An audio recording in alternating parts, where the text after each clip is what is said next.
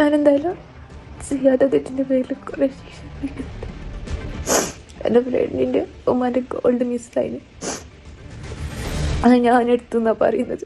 ഞാൻ എടുത്തിട്ട് പോലും കറിയത്ത് പോലും അങ്ങനത്തെ ഒരു സാധനം ഉള്ളത് പോലും എൻ്റെ പേരിൽ എന്തൊക്കെയോ ആരും ഞാൻ ഏതൊക്കെ ചെക്കന്മാരൊക്കെ കോഴിക്കോട് വലിയ റൂം എടുത്തിട്ട് അങ്ങനെ എന്തൊക്കെയോ ആരോപണം പറഞ്ഞു നടക്കുക. അവർ എൻ്റെ ഹസ്ബൻഡിൻ്റെ വീട്ടുകാർ എല്ലാവരും അറിഞ്ഞില്ല കാര്യം.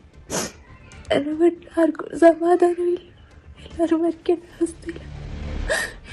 എൻ്റെ മക്കളുടെ മരണത്തിന് ഉത്തരവാദി എൻ്റെ ഫ്രണ്ടും അഫ്രീദിൻ്റെ ഉമ്മ അപ്പ അവർ വീട്ടുകാരെടുക്കാറ് എന്നെ നാണം കെടുത്തിട്ട് പറഞ്ഞിട്ട് 2 പേര് ഇവിടെ വന്നിട്ടുണ്ടായി.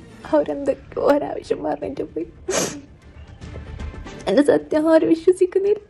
ഞാൻ റിട്ടേൺ കംപ്ലൈൻറ്റ് എടുക്കാമെന്ന് വെച്ചാൽ ചാതൂർ പോലീസ് സ്റ്റേഷനിലത്തെ ആൾക്കാർ അതിന് സമ്മതിക്കണമില്ല. അവർ നിൻ്റെ ഭാഗത്ത് തന്നെ പോയിട്ടെന്ന് പറഞ്ഞിട്ട് എന്നെ റിട്ടേൺ കംപ്ലൈൻറ്റ് എടുക്കാൻ വരെ സമ്മതിക്കണില്ല. എൻ്റെ മരണത്തിന് ഉത്തരവാദി ഇവരൊക്കെയാണ്. എൻ്റെ ഹസ്ബൻഡും ഉണ്ട് അതിന് പങ്കാളിയായിട്ട്. ഹസ്ബൻഡിൻ്റെ ഉമ്മ അതിനധികം ജീവിച്ചിരിക്കില്ല. എത്ര ദിവസം ഉണ്ടാവുമെന്ന് എനിക്കറിയില്ല. എൻ്റെ സത്യം തരാൻ വേണ്ടി മാക്സിമം ട്രൈ ആക്കി ഞാൻ എടുത്തിട്ടുണ്ടെന്ന് പറഞ്ഞിട്ട് അവർ വിശ്വസിക്കണില്ല. മരിച്ചിട്ടാണെങ്കിൽ എൻ്റെ സത്യം തെളിഞ്ഞിട്ടുണ്ടെങ്കിൽ ഇവർക്കുള്ള ശിക്ഷ കൊടുക്കണം. നിങ്ങൾ ജനങ്ങൾ എന്നെ കൊടുത്താലോ എൻ്റെ ഉപ്പാക്കും ഉമ്മാക്കും ഞാൻ കാരണം ഒരു സമാധാനം ഉണ്ടായിട്ട് അവരെപ്പോഴും വിഷമിപ്പിച്ചോണ്ടെന്ന് ഇതിന് എല്ലാവർക്കും അറിയാൻ അനുഭവിക്കുന്നുണ്ട്. ഇനിയിപ്പോൾ എനിക്കൊന്നും ചെയ്യാൻ കഴിയില്ല. പ്രാർത്ഥിക്കുന്നത് ജസീല എന്ന് പറയുന്ന പെൺകുട്ടി അവസാനം മരിക്കുന്നതിൻ്റെ തൊട്ട് മുമ്പിട്ട വീഡിയോ ആണ് ഇതിപ്പോൾ നിങ്ങൾ കണ്ടിട്ടുള്ളത്. അതായത് ഇവള് മാല മോഷ്ടിച്ചു എന്ന് പറഞ്ഞിട്ട് അയൽവാസി അഫ്രീന് കേസ് കൊടുക്കുക പോലീസ് സ്റ്റേഷനിൽ നീതി കിട്ടിയില്ല, നാട്ടിൽ നിന്ന് നീതി കിട്ടിയില്ല. ഇവള് ആത്മഹത്യ എല്ലാത്തിനും പരിഹാരമെന്ന് ചോദിക്കുന്ന ആൾക്കാരോടാണ്. ഇവൾക്ക് നീതി മേടിച്ചു കൊടുക്കാൻ ആരെക്കൊണ്ടും കഴിഞ്ഞോ? ഒരു മരണം വേണ്ടി വന്നു ഒരു നീതി കിട്ടാൻ വേണ്ടിയിട്ട്. ഇനിയിപ്പോൾ കേസാവും കോടതിയോ അതാവും ഇതാവും വാർത്തയിൽ വൈറലായില്ലേ. പക്ഷെ ഒരു കാര്യമുണ്ട്, ഈ ഒരു സംഭവത്തിന് നിങ്ങൾ മനസ്സിലാക്കേണ്ട ഒരു കാര്യം, പൈസ ഉള്ളവർ മാത്രമേ എവിടെയും വരുള്ളൂ. ഇപ്പോൾ ജസീല എന്ന് പറയുന്ന പെൺകുട്ടിൻ്റെ അടുത്ത് പൈസ ഉണ്ടാവില്ല, സ്വാഭാവികമാവും. ഈ പറയുന്ന അഫ്രീൻ്റെ അടുത്ത് പൂത്ത പൈസ ഉണ്ടാവും അയൽവാസി. കാരണം ഒരു വട്ടം ഈ കള്ളനാണെന്ന് ചാപ്പ വന്നു കഴിഞ്ഞാൽ മരിക്കോളം ഈ കള്ളനാണ്. സംഭവം പറഞ്ഞു തന്നെ എന്താ അറിയോ, പൈസ ഉള്ളവർ മാത്രമേ ഇവിടെ നിലനിൽപ്പുള്ളൂ. അതിന് ദൈവത്തിൻ്റെ സ്വന്തം നാടായ കേരള ആണെങ്കിലും UP ആണെങ്കിലും എവിടെ ആണെങ്കിലും. കാരണം പോലീസ് സ്റ്റേഷനൊക്കെ നീതി കിട്ടില്ല എന്ന് പറയുമ്പോൾ ആ ഓപ്പോസിറ്റുള്ള ആൾ എത്രത്തോളം സ്വാധീനമുള്ള ആളാവും. ഒരാളെ കയ്യിൽ സ്വാധീനവും രാഷ്ട്രീയ സ്വാധീനവും പൈസ ഉണ്ടെങ്കിൽ അത് മതി. അല്ലെങ്കിൽ ഇപ്പോൾ ഈ ജസീലിനെ പോലുള്ള സംഭവങ്ങൾ ആവർത്തിക്കപ്പെടില്ല. എല്ലാവർക്കും ഒരേപോലെ തുല്യനീതി നടപ്പാക്കിക്കണമെന്നുണ്ടെങ്കിൽ ജസീലിനെ പോലുള്ള ആത്മഹത്യ ഇവിടെ നടക്കില്ലായിരുന്നു. ജസീലൊക്കെ നീതി കിട്ടിയില്ല. ആ ലൈവ് കണ്ടാൽ തന്നെ അറിയാം എത്ര മനം നന്നിട്ടായിരിക്കും ആ ഒരു ആത്മഹത്യ ഉണ്ടായിട്ടുള്ളത്.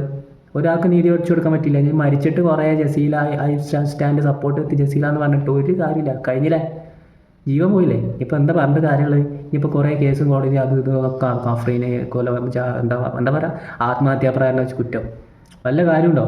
കഴിഞ്ഞിട്ട് ഒരു ജീവൻ പോയില്ലേ. ഉള്ള ടൈമിൽ വാങ്ങിക്കൊടുക്കുക. അല്ലാതെ ഒരാൾ മരിച്ചിട്ട് കുറേ നല്ലത് പറഞ്ഞിട്ടോ അത് പറഞ്ഞിട്ടോ ഒന്നും ഒരു കാര്യമില്ല. ഒരു കഥയില്ല അതിന്. കഴിഞ്ഞു സംഭവം അത്രേ ഉള്ളൂ. പൈസ ഉള്ളവന് എവിടെയും നല്ല നിലനിൽപ്പുണ്ട്, പൈസ ഇല്ലാത്തവന് തന്നെ അത്ര സാധനമുള്ളത്. ഇത് മെഹനാസ് വീഡിയോ ആണ്.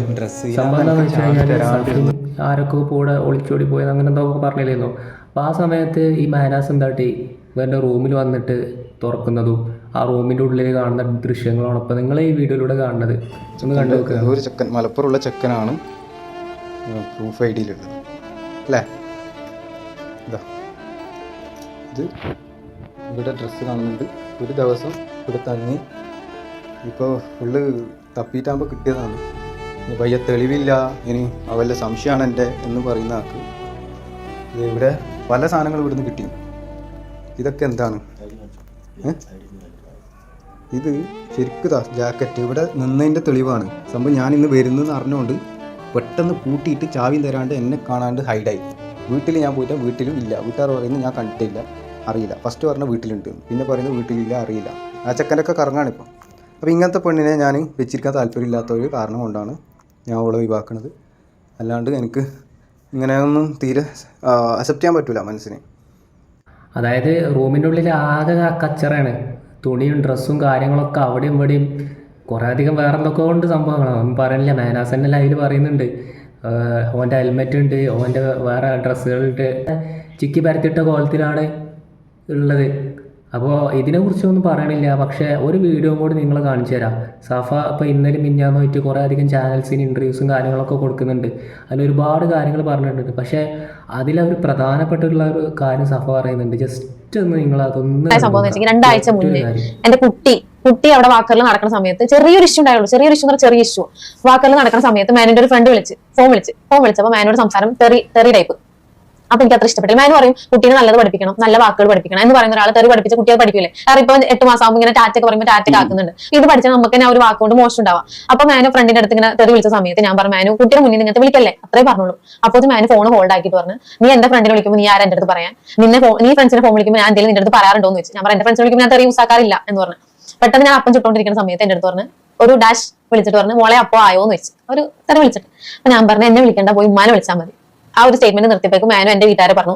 അങ്ങനെ അങ്ങോട്ട് പറഞ്ഞപ്പോൾ എന്റെ വാപ്ചിനെ പറഞ്ഞപ്പോൾ ഞാൻ പറഞ്ഞു വാപ്പാനെ പറയാൻ നിൽക്കണ്ട, എന്റെ വാപ്ചിലോണ്ട് പരി നിന്ന് പോകണമെന്ന് പറഞ്ഞു. കാരണം വാപ്ചി 2 ലക്ഷം കൊടുത്തിട്ട് വണ്ടി എടുത്ത് തന്നിട്ട് ലോണും കാര്യങ്ങളൊക്കെ വാപ്ചി വണ്ടി എടുത്താൽ അല്ലെങ്കിൽ ഒരു വേറെ മാർഗ്ഗമില്ല നമുക്ക് ജീവിക്കാം. യൂട്യൂബ് കൊണ്ടൊന്നും ജീവിച്ചു പോകുന്ന എനിക്ക് തോന്നുന്നില്ല. അപ്പൊ ഞാൻ പറഞ്ഞു എന്റെ വാപ്ചിനെ പറയാൻ നിൽക്കണ്ട, വാപ്ചിയാണ് നമുക്ക് കരിക്കുള്ള സംഭവം ഉണ്ടാക്കി തന്നെ.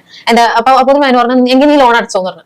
മന്ത്ലി ഒരു 14,000 ഉണ്ട് വണ്ടീന്റെ ലോൺ. ഇതുപോലെ എന്തെങ്കിലും കശപിശാകുമ്പോൾ ആ ലോണിന്റെ ഡേറ്റ് ആകുമ്പോൾ എന്റെ തലയിലേക്ക് ഇടും. ഞാൻ എന്നിട്ട് എവിടെയെങ്കിലും റോൾ ആക്കിയിട്ടാണ് ഞാൻ ഫണ്ട് ഇടുന്നത്. പ്രമോഷൻ എന്തെങ്കിലും പിടിച്ചിട്ടും കാര്യങ്ങളൊക്കെ ആയിട്ടാണ് ഞാൻ ഈ ലോൺ അടക്കാറ്. ഈ ഒരു സമയം അങ്ങനെ പറഞ്ഞു നീ ലോൺ എന്താണെന്ന് വെച്ച് ചെയ്തു. എനിക്ക് വേറെ വഴിയില്ല. ഞാൻ പറഞ്ഞു ആയിക്കോട്ടെ എന്റെ താക്കൂല വണ്ടിയുടെ താക്കൂല എന്ന് പറഞ്ഞു വണ്ടിയുടെ താക്കൂല വാങ്ങിച്ച് ആ ഒരു ഒച്ചപ്പാടിന്റെ ഇടയ്ക്ക് മാനു തല്ലിയ സമയത്ത് വാക്കറിലിരുന്ന കുട്ടി അലറി. ഇവൻ അലറാൻ തുടങ്ങി എന്റെ സൗണ്ട് കേട്ടിട്ട്. എന്റെ മാനുവിനെ തല്ലുമ്പോൾ സൗണ്ട് കേട്ടൂടാ, നമ്മൾ മിണ്ടാണ്ടിരിക്കണം. ഞാൻ സൗണ്ട് കേൾക്കും തോറും മാനുവിനെ തല്ലിക്കൊണ്ട് തന്നെ നിന്ന്. പെട്ടെന്ന് കുട്ടി അലറിയപ്പോൾ ഞാൻ വേഗം കൊച്ചിനെ പിടിച്ച് ഒക്കത്ത് വെച്ചിട്ട് ഞാൻ നീങ്ങി നിന്ന്. എനിക്ക് പേടിയായിപ്പോ, കാരണം കുട്ടികളോണ്ട് എന്ത് ചെയ്താലും എനിക്ക് നമുക്ക് ഒറ്റക്കാനും ഓടി രക്ഷപ്പെടാം. പക്ഷെ കൊച്ചിനെ കൊണ്ട് എനിക്ക് പേടിയായി. മാനു അപ്പോത്തിന് വാക്കർ എടുത്തെറിഞ്ഞ് അവിടെ ഇരിക്കുന്ന സാധനങ്ങളൊക്കെ വലിച്ചെറിഞ്ഞു. അപ്പൊ എനിക്ക് ടെൻഷനായി, കൊച്ചിന് മേത്തോണ്ട തീർന്നു. അപ്പോഴേക്കും മാനു വന്നിട്ട് ഈ ഒരു ഭാഗത്ത് എന്റെ ഈ ഒരു സൈഡിലിട്ട് ഈ ആണുങ്ങൾ എങ്ങനെയാണ് ഇടിക്കുക, ആണുങ്ങൾക്ക് നടക്കൂല മാനിന്റെ പരിപാടി, ആണുങ്ങൾ എങ്ങനെയാണ് ഇടിക്കുക അതുപോലെ തന്നെ ഈ ഒരു ഭാഗത്ത് ഫുള്ളിട്ട് ഇടിച്ച് നിർത്താണ്ട് ഇങ്ങനെ കുത്തി കുത്തി കുത്തി ഇടിക്കും. ഗർഭിണിയായ അവസ്ഥയെ പോലും ഈ പറയുന്ന മെഹനാസ് സഫന അടിച്ചിട്ടുണ്ട്. സഫനെ പല സമയത്തും മെഹനാസ് ഉപദ്രവിക്കലുണ്ട്. ഇങ്ങനെയുള്ള ഒരാളടുത്ത് എന്ത് നിൽക്കണം? മെഹനാസ് ഇങ്ങനെ മെസ്സേജ് അയച്ചു കൊടുക്കുന്നതെന്ന് സഫ പറയുന്നത്. പക്ഷേ സഫ ഇപ്പം എടുത്ത തീരുമാനമുണ്ടല്ലോ അത് 100% കറക്റ്റാണ്. വേഗം പോവാം. അല്ലെങ്കിൽ പണ്ട് റിഫക്ക് എന്ത് സംഭവിച്ചു അതേപോലെ ഇനിയും സംഭവിക്കുക, അത്രേ ഇതിലുള്ളൂ. കാരണം എന്താ അറിയും, ഒരുപാട് വീഡിയോസ് തന്നെ സഫ പറഞ്ഞിട്ട് മെഹനാസിന് ഉപദ്രവവും മെഹനാസ് അടിക്കണ്ടും കാര്യങ്ങളും കുട്ടികളെ മുമ്പിൽ അടിക്കണ്ടൊക്കെ. അപ്പോൾ സഫ ഇപ്പം എടുത്ത തീരുമാനം 100% കറക്റ്റ്. ഇനി അപ്പുറത്തേക്ക് ഒന്നും പറയാനില്ല. എത്ര ഫസ്മിനെ ആ ഒരു വീഡിയോ ഇട്ടിട്ടും ഒരു കാര്യമില്ല. കാരണം ശരി സഫൻ്റെ ഒപ്പം ഒറ്റ നോട്ടത്തിൽ കണ്ടാൽ തന്നെ മനസ്സിലാവും.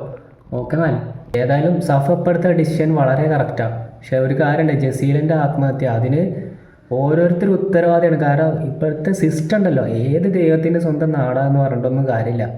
അടിസ്ഥാനപരമായിട്ടുള്ള പ്രശ്നങ്ങൾ ഇപ്പോഴും പരിഹരിക്കപ്പെടുന്നില്ല. കാരണം ഒരാൾ എന്തെങ്കിലും ആരോപണം ഉന്നയിക്കുമ്പോൾ അത് ഇവിടെ നീതി കിട്ടുന്നില്ല എന്നുണ്ടെങ്കിൽ പിന്നെ എന്താ ഇവിടുത്തെ അവസ്ഥ? സ്വാധീനവും പൈസയും മറ്റുള്ളതൊക്കെ ഉപയോഗപ്പെടുത്തിയിട്ട് ഇങ്ങനെ ഒരു അവസ്ഥ അത് ആദ്യമായിട്ടൊന്നുമല്ല, എല്ലാവർക്കും ഇവിടെ നടന്നുകൊണ്ടിരിക്കേണ്ട അങ്ങനത്തെ തന്നെ സംഭവങ്ങൾ തന്നെയാണ്. പിന്നെ വൈറലാകുമ്പോൾ അതിൽ ഇനിയിപ്പോൾ നടപടിയും കാര്യങ്ങളൊക്കെ ഉണ്ടാകും. എന്തായാലും സർക്കാർ ഇതിലൊരു നല്ലൊരു തീരുമാനം എടുക്കണമെന്ന് മാത്രമേ പറയാനുള്ളൂ. അയൽവാസി അഫ്രീൻ ഏത് വലിയ കൊമ്പത്തുള്ള ആളാണെങ്കിലും ഈ എന്തായാലും അതിൻ്റെ ഒരു പിടിച്ച് ഒരു 10 കൊല്ലം ജീവപര്യന്തം മേടിച്ചു കൊടുക്കേണ്ട അവസ്ഥയിലേക്ക് പോകണം. അല്ലെങ്കിൽ ഇപ്പോൾ ഇതേപോലെ എത്രാമത്തെ സംഭവം, ഷിഞ്ചിതൻ്റെ കേസ് കുറച്ച് മുമ്പ്, ഇപ്പോൾ ഈ ഒരു കേസ്, എന്താ ചെയ്യല്ലേ അവസ്ഥ.